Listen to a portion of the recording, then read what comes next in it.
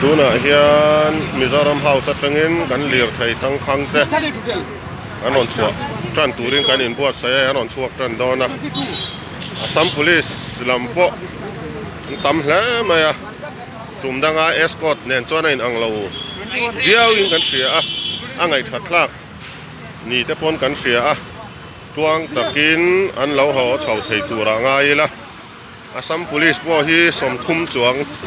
anon kala motor paruk in anon in ditela di hian akara action an kalanga kano in sep dona escort dan diktak in andon kal ni in kan sia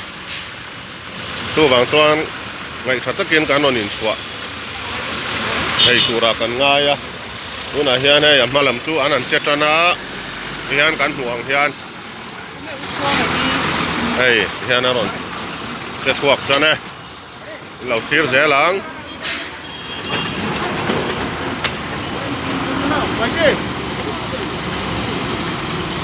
hian hei lau Chhuah chan mek zele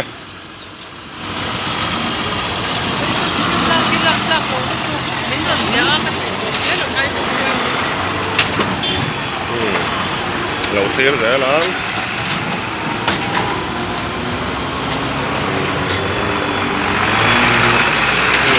Kumaro!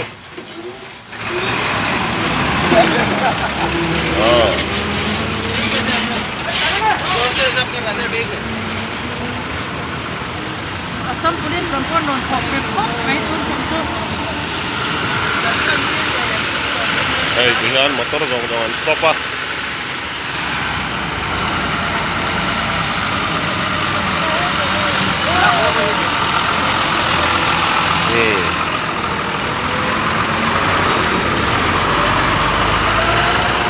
Hey, dihan akara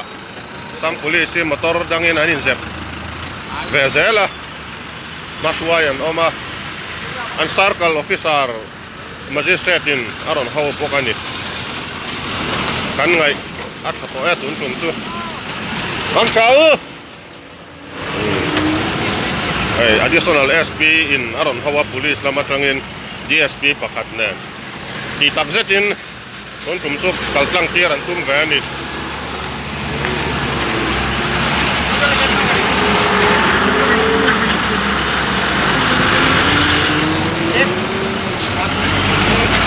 amaro chu hetila hian gas pur pakat ero chu